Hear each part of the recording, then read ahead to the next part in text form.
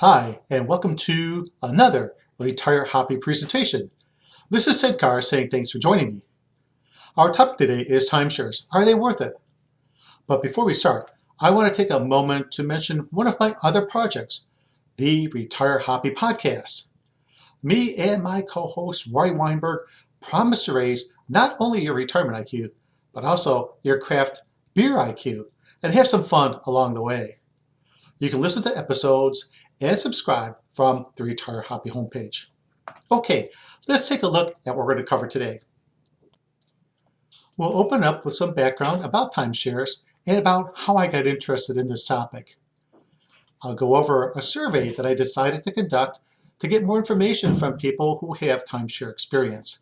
And of course, I'll share the results of the survey with you. And then we'll take a look at, well, what are the main reasons why people end up buying timeshares? And then we'll answer the question for today, are they worth it? Before we move on and wrap up. So I became interested in timeshares after we stayed at one in October, asked the guests of friends who we doxed it for. The front desk and the concierge tried very hard to get us to attend their sales presentation. And with good reason, because roughly 15% who attend end up buying. Now let's briefly review what timeshares are. A timeshare gives the buyer the right to use the property for a designated length of time, usually 1 or 2 weeks per year. Title remains with the property owner. Now, I'm not going to talk about another type of timeshare called fractional ownership. That's out of the scope of our presentation. Now, timeshares, also known as vacation resorts, are still big business. Between 2000 and 2015, timeshare sales peaked in 2007 at $10.6 billion. In 2015, sales were down to $8.6 billion. The median age is roughly 51, but the trend of late is for younger buyers, age 39, with half of them having kids under 18. The average purchase price is somewhere between $16,000 and $20,000. And as I said, curious to learn more, I created a survey to gather more information. So my survey was short, only 8 questions, and it's focused on people who have attended a timeshare sales presentation. I sent it out to my audience, and I also invited Fritz Gilbert of the Retirement Manifesto and Kathy Klein of Rock Your Retirement to send it to their audience as well, which I did, and I really appreciate it. The objectives of the survey are to learn about timeshare sales tactics, how often people purchase or don't, and why, gain insight into timeshare ownership, and then share that information with you. So question 1, have you ever attended or been invited to attend a timeshare presentation? 94% roughly said yes, I've attended. 5% said I've been invited but have not attended. And in that case, I asked them to answer only question 2 and then they're done. Or no, 1%. In that case, no need to answer any more questions. And that's how I directed people throughout the survey process, is through these parenthetical comments. Question 2, how do you rate your knowledge of timeshares prior to your opportunity to attend a presentation? About 14% said knowledgeable. 62% said somewhat knowledgeable.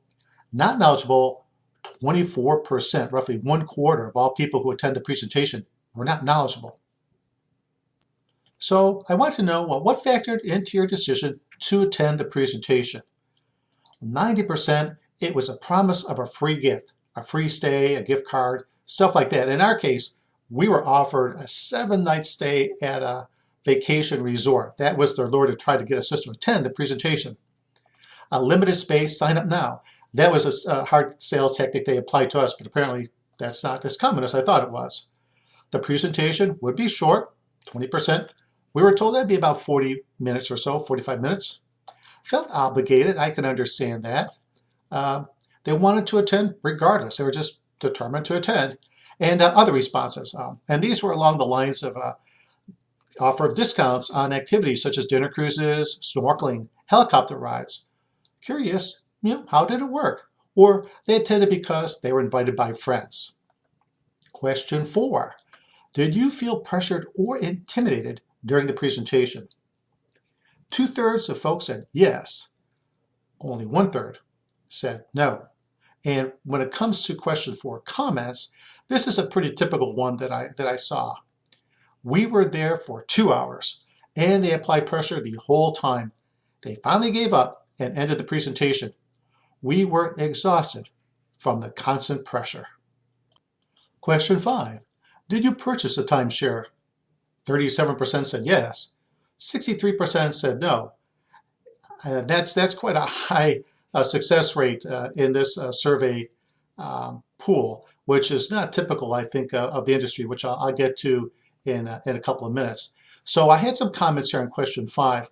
And overall, 40% of the comments were positive, 45% I'd call negative, and 5% were neutral.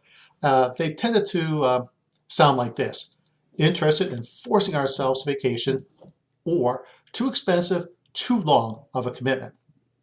Number 6, if you made a purchase, what happened? I still own it, 77%. I no longer own it, 13%, or 10% canceled within the allotted cancellation period, which, by the way, varies from state to state. Now, some of the comments on question 6 sound like this: I have owned my timeshare for 16 years and love it. We have used it over 100 times since we purchased it. That's a commitment. I owned it for 10 years, just sold it for pennies compared to the cost. I gave it back after 20 plus years. Yearly fees kept going up. Places to trade became more difficult. And here are the final 2 questions of the survey. How long have you owned it or did own it in years? And you can see from the answers, a whopping 2/3 have owned it for more than 10 years. And question 8, the final question, how satisfied are you with your overall timeshare experience? So 37% were either very satisfied or satisfied, 27% were neutral, and then roughly 36% were either not satisfied or very unhappy. And of course, I received some comments on question 8 as well. Satisfied, but if I could do it over, I would not buy. You need some push to take a vacation. It is not the worst deal. I am becoming less satisfied. Established fees increase every year. In addition, there are fees for any changes or if you want to trade. Crunching the numbers, I believe we have more than gotten what we put in. Confirmed that this would be a poor use of my finances. So here's my take on the reasons why people buy. First, they are vulnerable to high-pressure sales tactics. High-pressure sales tactics work. So picture yourself in a beautiful hotel, resort, in a beautiful location. You're living the dream. Who isn't tempted to daydream and say, I can buy a piece of the dream? And then you're approached by people who pound that message home and tempt you in all sorts of ways. So I think you're in a place, in an environment where there are pros who are expert at applying pressure. People end up buying because they are vulnerable in that location, in that setting. Number 2, it fits their lifestyle. Some people like the fact that they know what they're going to get, and they know they're going to get the same experience, basically. They're going to have the same time of year. It's just that from their lifestyle, it's one less thing that they have to maybe plan for, worry about, decide upon. It's a routine, I think, and that's what I mean by it fits their lifestyle. And as you saw from some of the comments, a common refrain is it forces them to take a vacation. Now, I want to share some research with you that was conducted by Dr. Amy Gregory of the University of Central Florida. She says 95% of all buyers contact their resort sales team to get more information about fees, resale, and financing options. 85% of all buyers regret their purchase because of their personal financial situation, confusion, and intimidation. And 15% choose to cancel their purchase contract within the legal cancellation window. Now, there's an industry association called the American Resort Developers Association, and here's what they have to say about Dr. Gregory's research. Quote, her information reaffirms our belief that timeshare sales presentations, while effective at securing closings, do not provide all of the information that a consumer really needs to make a confident, educated purchasing decision. Her research singles out many of the same factors that our clients have come to us complaining about, including daunting maintenance fees and the anemic nature of the secondary market. And on to the question of the presentation. Are they worth it? In my world, in my take, my opinion, in one word, no, they are not. Those are 3 words. No. Let's examine it a little further. Number 1, they are not investments. They do not appreciate in value. It's like a car. They depreciate in value. Really, what you're buying is the prepayment of future vacations. And that ties into the second reason why I don't think they're worth it. Opportunity costs. If you're going to spend, say, $16,000, you could take that $16,000, invest it at, say, the average market return, which is, say 8%, for 10 years. That $16,000 is worth $34,542. And number 3, there isn't a robust resale market.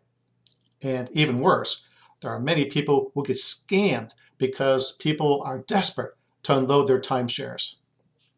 Number 4, why commit to annual fees over which you have no control? And number 5, why give up flexibility?